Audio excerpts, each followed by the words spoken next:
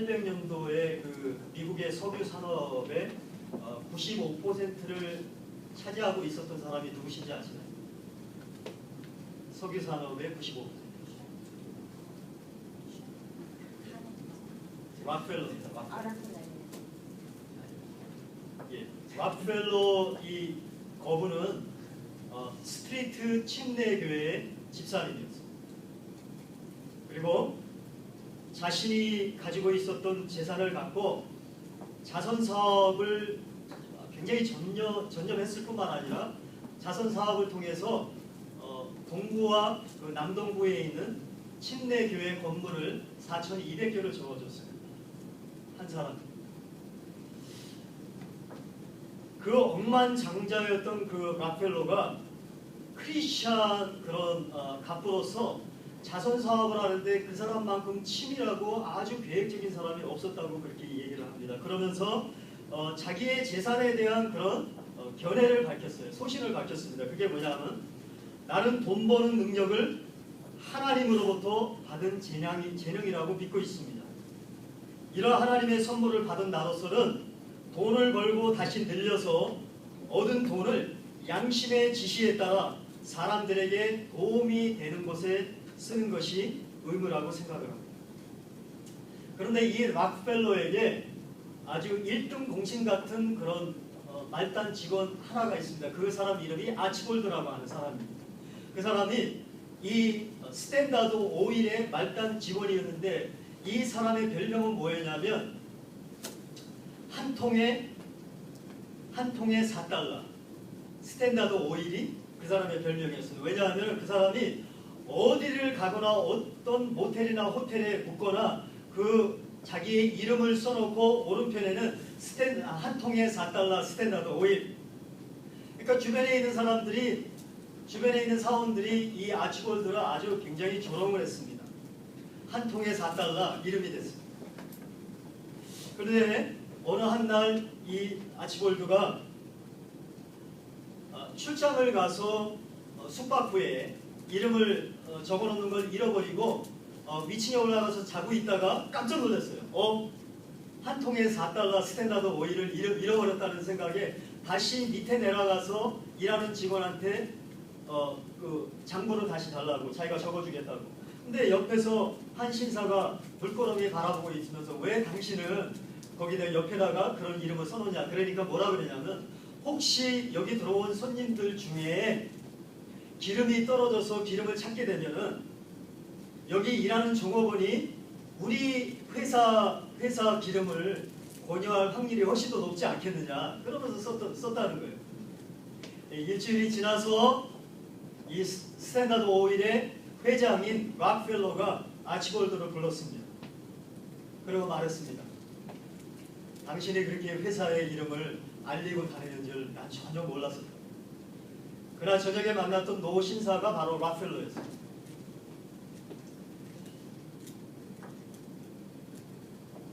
한 회사의 이름을 알리는 데에도 직원들이 자기를 어떻게 부르든지 간에 상관하지 않고 스탠다드 오일이라는 이름을 남기고 그렇게 썼습니다. 드러내놓고 자기가 스탠다드 오일의 직원일 뿐만 아니라 스탠다드 오일이 가장 좋은 오일이라고 자랑을 했습니다. 여기 오늘 예수님이 말씀하시는 말씀에 오늘 말씀에 예수님이 자신을 드러내놓고 지금 예루살렘에 올라가서 지금 외치면서 다니고 있습니다. 얼마 전만 해도 그냥 은밀하게 안식일날 6월절에 올라갔는데 이제는 예수님께서 드러내놓고 외치면서 다니고 있습니다. 지금 예수님을 잡아서 지금 죽이려고 하는 그런 험악한 환경과 그런 어려운 그런 시츄에이션이었지만 예수님이 눈에 띄게 지금 말씀을 전하고 있습니다.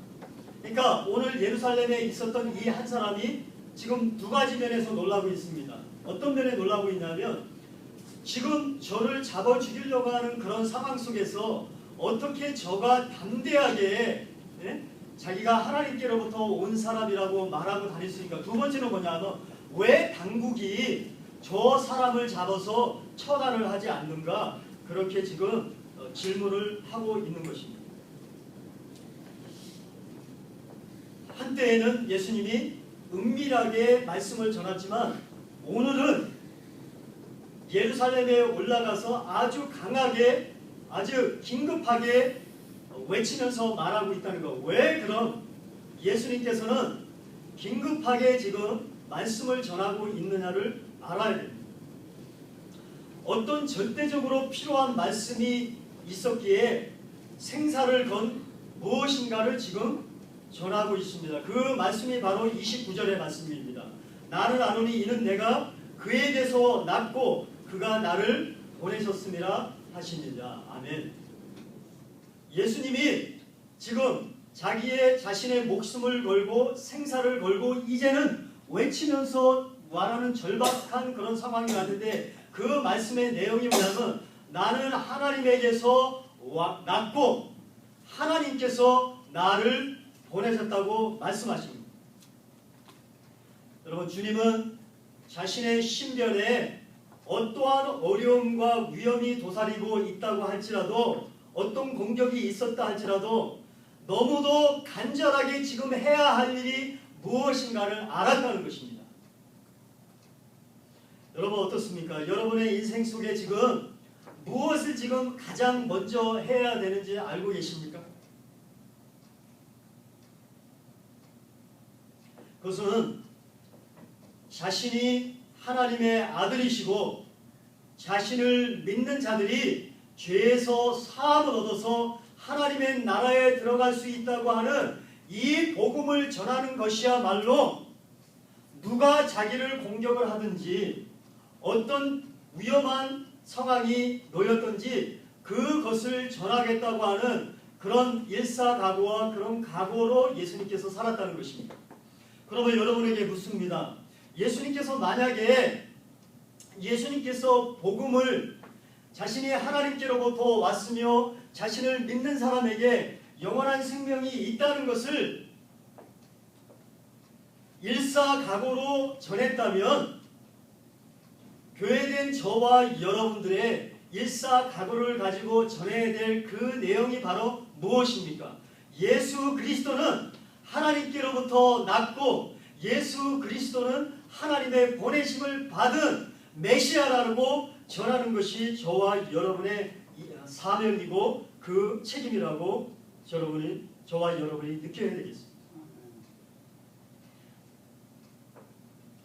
여러분 마태복음 16장 15절 16절에 믿음이 연약한 제자들에게 예수님께서 물어봤습니다. 뭐라고 물어보니까 너희들은 나는 누구라 하느냐? 그러니까 제자들이 다 리포트를 합니다. 때로는 어떤 이는 예레미야라고 부르고 어떤 이는 엘리야라고 부르고 어떤 이는 선지자 중에 한 명이라고 부릅니다. 그런데 이렇게 고백한 것이 예수님을 절대로 기쁘게 하지 못했습니다. 그런데 베드로는 똑같은 질문에 대해서 다른 대답을 합니다. 뭐라고 얘기하면 주는 그리스도시요 살아계신 하나님의 아들이십니다. 주는 그리스도시요 살아계신 하나님의 아들이십니다. 아멘. 그러니까 주님께서 기뻐하셨어요. 왜 기뻐하셨는지 아십니까? 왜 기뻐하시면 너야말로 진정으로 거듭난 사람이고 너야말로 하늘의 성령을 받은 사람이고 너야말로 천국에 들어가는 열쇠를 가진 사람이라고 그 주님께서 보셨기 때문에 정말 기뻐하신 것입니다. 여러분 예수 그리스도를 하나님께로부터 오셨다는 것을 믿고 또 그분만이 천국에 들어가는 열쇠를 주시는 분이라는 것을 믿는 사람이 복 있는 사람인 줄 믿습니다.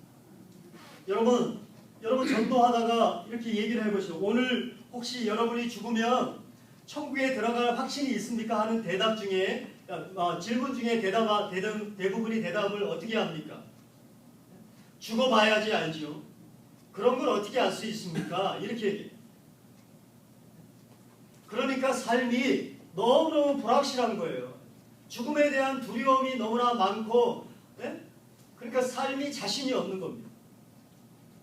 그러나 내가 죽으면은 예수 그리스도를 믿기 때문에 그 천국에 들어가는 열쇠를 내가 받았기 때문에 하는 그 확신이 있는 사람만이 기쁘게 살 수 있는 생활이 있으며 천국에 들어갈 확신이 있다는 것입니다. 여러분, 천국에 들어가는 것이 사람의 돈으로 따져서 얼마나 정도 될 것 같습니까? 돈으로 계산을 할 수 없다는 겁니다. 여러분, 요즘에 기독교를 돌아보면 기독교인들 사이에 생명이 희미해지고 무기력하고 성령을 떠나서 사는 사람들이 많아지는 것 같이 보입니다. 근데 인간의 방법을 연구를 동원을 해서 부흥이 온다고 말하는 사람들이 있습니다. 근데 여러분, 오늘 요즘에 어떻습니까? 성령을 요즘에 받아서 그 사람이 180도 변하고 하나님께 헌신을 정말 한 그런 사람들이 여러분이 지금 요즘에 본 적이 있습니까? 그리고 부흥이 일어나는 교회가 점점 더 보기가 어려워지고 있습니다. 저는 지금 교회가 한시가 급하게 지금 절박한 것이 있습니다. 여러분 뭡니까? 좀 더 좋은 프로그램을 만들어서 교회에 어떤 부분적으로 개선을 하고 수선을 하면은 부흥이 온다고 생각하는 거, 그거 잘못된 생각입니다. 부흥은 그렇게 오는 것이 아닙니다. 부흥은 어떻게 오는 것입니까? 바로 교회인 저와 여러분이 하나님 앞에 부흥은 하나님만 주시는 것임을 믿고 기도로 나아갈 때에만, 그것을 진정으로 구할 때에만 우리들에게 부흥이 내려오는 줄 믿습니다. 저희 교회에 필요한 것이 무엇인지 아십니까? 부흥이 일어날 때 일어나는 현상들이 있습니다.